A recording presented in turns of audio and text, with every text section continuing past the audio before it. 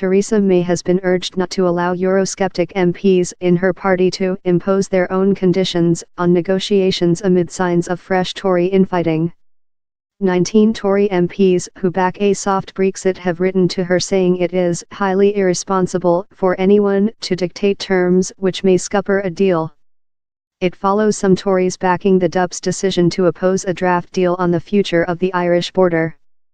The PM has spoken to the DUP's Arlene Foster to try to break the deadlock.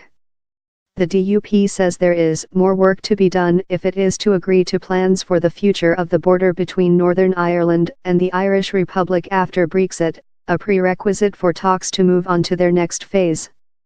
Irish PM Leo Varadkar, who also spoke to Mrs May on Wednesday, said he was willing to consider any new proposals, suggesting the UK might put something forward within the next 24 hours. In a separate development, Chancellor Philip Hammond has suggested the UK could pay the so-called Brexit bill, regardless of whether or not there is a subsequent trade agreement with the EU. He told MPs on the Commons Treasury Committee he found it inconceivable that the UK would walk away from its financial obligations. In their letter, the 19 MPs, who largely backed Remain in the 2016 referendum, say they support the PM's handling of the negotiations, in particular the political and practical difficulties relating to the Irish border. But they hit out at what they say are attempts by some in their party to paint a no-deal scenario in which the UK failed to agree a trade agreement as some status quo which the UK simply opts to adopt. We wish to make it clear that we are disappointed yet again that some MPs and others seek to impose their own conditions on these negotiations, the MPs, including former cabinet ministers Ken Clarke, Dominic Grieve, Anna Soubry and Nicky Morgan, write. In particular, it is highly irresponsible to seek to dictate terms which could lead to the UK walking away from these negotiations. It urges the PM to take whatever time is necessary to get the next stage of negotiations right.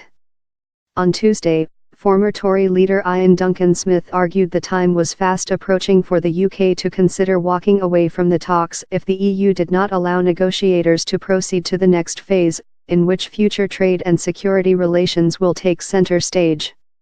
The suggestion of regulatory alignment between Northern Ireland and the European Union and any continuing role for the European Court of Justice has also concerned some Eurosceptic Conservative MPs.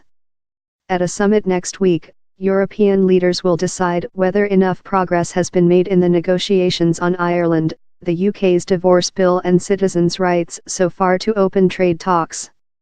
On Monday, Northern Ireland's Democratic Unionist Party, who support the PM needs to win key votes at Westminster, objected to draft plans drawn up by the UK and the EU. The DUP said the proposals, which aimed to avoid a hard border by aligning regulations on both sides of the border between Northern Ireland and the Republic of Ireland, were not acceptable. Dublin says it wants firm guarantees that a hard border can be avoided. This has left the UK government racing to find an agreement suiting all sides in time for next week's summit. Following Mrs May's call to Ms Foster, a DUP spokesman said discussions were continuing and there was more work to be done, but the DUP's deputy leader Nigel Dodds said the Irish government was playing a dangerous game with its own economy. At a press conference with his Dutch counterpart on Wednesday, Irish PM Leo Varadkar insisted he wanted the talks to move beyond consideration of divorce issues to the future. Having consulted with people in London, she, Theresa May, wants to come back to us with some text tonight or tomorrow, he said. I expressed my willingness to consider that. On the issue of the divorce bill, a Number 10 spokesman said the government's position remained that nothing is agreed until everything is agreed, and that applies to the financial settlement.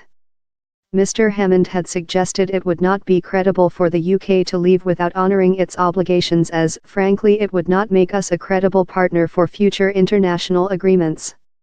Reports have suggested the UK has raised its financial offer to a figure of up to €50 billion, £44 billion.